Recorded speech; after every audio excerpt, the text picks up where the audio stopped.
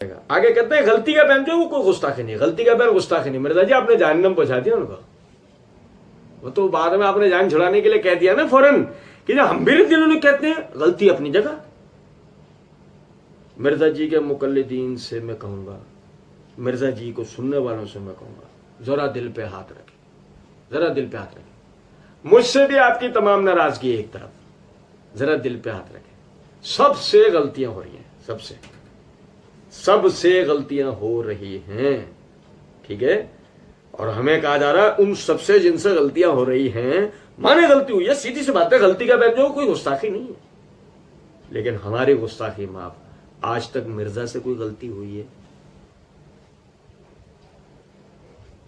मिर्जा जी की मुकल्लिदीन की जनाब में अर्ज है, सबसे गलतियां हो रही हैं। अल्लाह के रसूल के असहाब से गलतियां हो गई, उनके शागिर्द और ताबीन से हो गई, तबा ताबीन से हो गई, उलमा से हो रही है। इमाम अबू दाऊद जो है वो नामों को छुपा लेते हैं, इमाम तिरमिजी वो भी बाबे हैं, फलाने नास भी है, वो यूं है, वो ऐसे है, वो यूं है, सबसे गलतियां हो रही हैं। एक तुम्हारे मिर्जा जी से गलती हो रही? यकीन करें, तुमने बुजुर्गों को पसे पुष्ट फेंक दिया और अपने अंधे बहरे लंगड़े लूले होकर अपने राफजी बाबा मिर्जा की तकलीफ शुरू कर दी। बाबा तो तुमने भी बनाया, फर्क सिर्फ इतना है कि तुम्हारा बाबा जो ना यतीम फिल इल्म है। इतना यतीम फिल इल्म आदमी तो कोई भी नहीं पैदा हुआ आज तक जितना तुम्हारा ये बाबा है। और सुने जरा बात को, कहते हैं हजरत आदम की गलती का बयान जो है उसके बाद लानत करना, सबो शितम करना। किसका? हजरत आदम की गलती का बयान जो है, इसके बाद लानत करना, सबो शितम करना। ऐसी कोई पूछे, मतलब ऐसी गप मारते हुए निकल के आ गए। सुने जरा बात, ये देखें, यकीन करें कि किसी तरह भी इस आदमी का अहले सुन्नत से ताल्लुक नहीं है, किसी भी तरह। ये मेरे हाथ में कुरान पाक सूरा आराफ, ठीक है, सूरा आराफ की आयत नंबर 21 है। अल्लाह रब्बुल इज्जत ने आदम अलैहिस्सलाम का जिक्र करते हुए फरमाया, यानी आदम अलैहिस्सलाम उनकी बीवी का जिक्र करते हुए फरमाया, फवस्वस लहुमा शैतानु लियुब्दि लहुमा मा वुरिया अन्हुमा मिन सौआतिहिमा व क़ाला मा नहाकुमा रब्बुकुमा अन हाज़िहि शजरति इल्ला अन तकूना मलकैन व तकूना मिनल खालिदीन व क़ासमहुमा इन्नी लकुमा लमिनन नासिहीन। शैतान ने उन दोनों के दिलों में वसवसा डाला। फवस्वसा लहुमा शैतान, शैतान ने उनके दिलों में क्या वसवसा डाला? किस लिए डाला? ताकि उनका पर्दा बदन जो एक दूसरे से पोशीदा था, दोनों के रूबरू बेपर्दा कर दे। और कहने लगा, शैतान उनसे कहने लगा, तुम्हारे रब ने तुम दोनों को इस दरख्त से और किसी सबब से मना नहीं फरमाया मगर महज इस वजह से कि तुम दोनों कहीं फरिश्ते हो जाओ या कहीं हमेशा जिंदा रहने वालों में सो जाओ। और इन दोनों के रूबरू कसम खाली कि यकीन जानो कि मैं आप दोनों का खैर ख्वाह हूं, मैं आप दोनों का। मिर्जा जी ने अपनी इसी वीडियो के अंदर जो है ये बात कह रखी है कि मैं अल्लाह का फहम बयान करूंगा, अल्लाह के महबूब सल्लल्लाहु अलैहि वसल्लम का फहम बयान करूंगा और हमारे सल्फ का। हराम है मिर्जा बकवास किए चला जाए और उस बकवास की तायीद में सल्फ के फहम में से कोई चीज का। जब भी तो हम बकवास कहते हैं मिर्जा की बातों, कुछ लोग नाराज होकर हमसे कहेंगे वो कुरान की आयत हदीस है, वो सब भी पढ़ रहा तुम उसको बकवास करो। नहीं, हम इंशाल्लाह पढ़ेंगे, इंशाल्लाह पढ़ेंगे। खारजियों ने सैयदना अली बिन अबी तालिब रदी अल्लाह तआला अन्हु, कौन अली? मिर्जा जी का चूरन मौला अली कह करके जो बिक रहा है। सुनो जरा बात को, वो मिर्जा जी जो अपना चूरन बेचते हैं ना मौला अली करके, ये मैं उनकी बात कर रहा हूं। सैयदना अली बिन अबी तालिब रदी अल्लाह तआला अन्हु अमीरुल मोमिनीन। खारजियों ने कुरान की आयत पढ़कर कहा कि तहकीम कबूल नहीं, क्यों? इनिल हुक्म इल्ला लिल्लाह है, हाकिमियत तो कुरान हकम नहीं हो सकता, हकम सिर्फ अल्लाह है। सैयदना अली बिन अबी तालिब रज़ियल्लाहु अन्हु फरमाते हैं, कलिमतुल हक उरीदु बिहल बातिल, आयत तो सही पढ़ी थी, मुराद गलत ली है। आयत सही पढ़ी है इन्होंने, मुराद गलत ली है। मिर्जा आयत हदीसें जो पढ़ता है मिर्जा, मुराद غلط لیتا ہے. ہم مرزا کی مراد کو بکواس کہتے ہیں, قرآن اور حدیث کو بکواس نہیں کہتے ہیں. نعوذ باللہ. سنیں ذرا بات کو. یہ میرا تفسیر ابن کثیر ہے. تفسیر ابن کثیر کی جلد نمبر 2 ہے, صفحہ نمبر 152 ہے. اسی آیت کی تفسیر کرتے ہوئے حافظ ابن کثیر رحمۃ اللہ علیہ فرماتے ہیں, یعنی ان کے سامنے وقاسمہما, یعنی ان کے سامنے اللہ تعالیٰ کے نام کی قسمیں کھائیں شیطان نے کہ میں تمہارا خیر خواہ ہوں, میں تم دونوں سے پہلے یہاں رہتا تھا اور اس جنت کی جگہ جگہ سے خوب واقف ہوں. ٹھیک ہے, کہتے ہیں کہ یہاں تک کہ دھوکہ دینے میں کامیاب ہو گیا, اور اللہ تعالیٰ کا نام لے کر مومن کو دھوکہ دیا جا سکتا ہے, اور اللہ تعالیٰ کا نام لے کر مومن کو دھوکہ دیا جا سکتا ہے.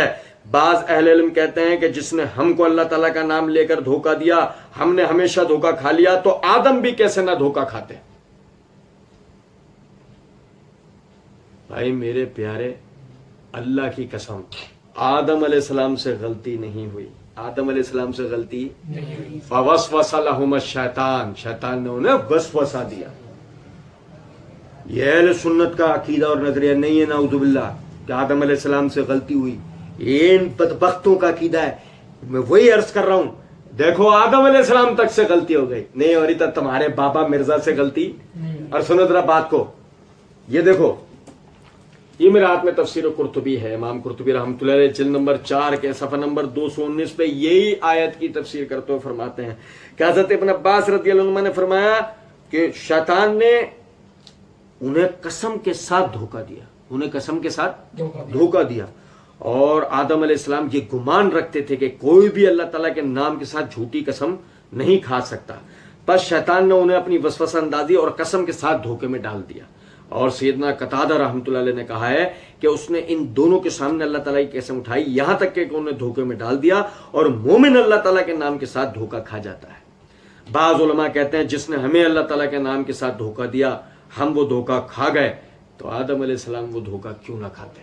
ٹھیک. اور اس کے بعد یہ دیکھیں, یہی امام قرطبی رحمۃ اللہ علیہ یہ تفسیر کے اندر جلد نمبر 1 صفحہ نمبر 322-323 کے اندر, یہ سورہ بقرہ میں جہاں پر آدم علیہ السلام کا ذکر آتا ہے, وہاں پر تفسیر کرتے ہوئے فرماتے ہیں جمہور فقہا مالکی, ابو حنیفہ اور امام شافعی فرماتے ہیں وہ تمام صغائر سے, انبیاء کرام علیہ السلام وہ تمام صغائر سے یعنی چھوٹے گناہوں سے اسی طرح معصوم ہے جس طرح کبائر سے معصوم ہے, جس طرح کبائر سے معصوم ہے, یعنی بڑے گناہوں سے.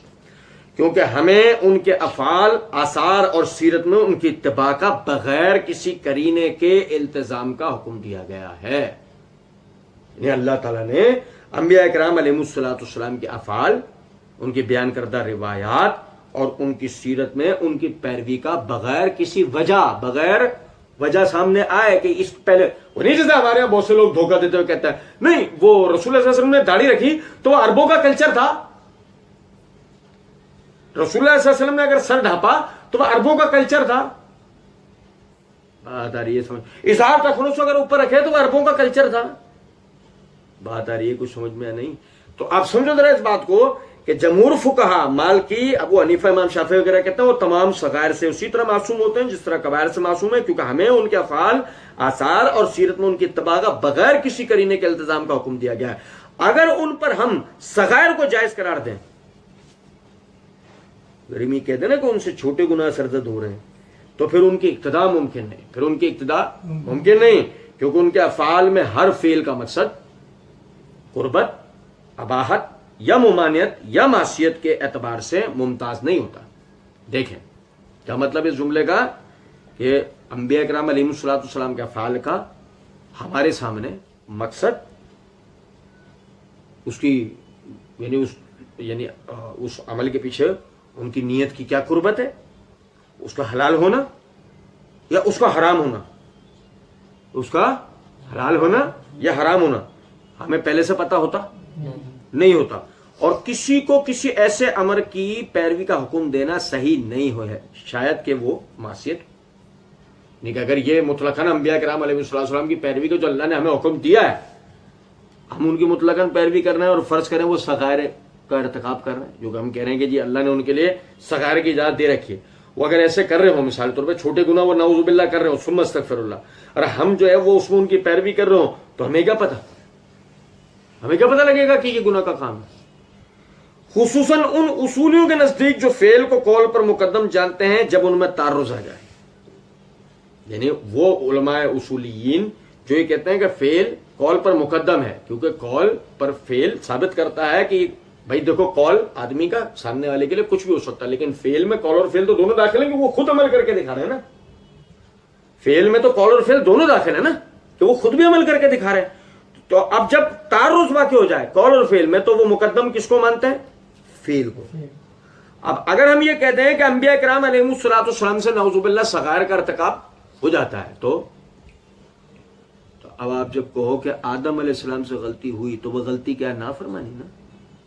آدم علیہ السلام سے اگر آپ یہ کہہ دو کہ ان سے غلطی ہوئی تو وہ غلطی کیا ہے؟ نافرمانی۔ جبکہ ہم یہ کہتے ہیں کہ آدم علیہ السلام سے غلطی نہیں ہوئی، شیطان نے انہیں وسوسہ ڈالا، اور کیسے وسوسہ ڈالا؟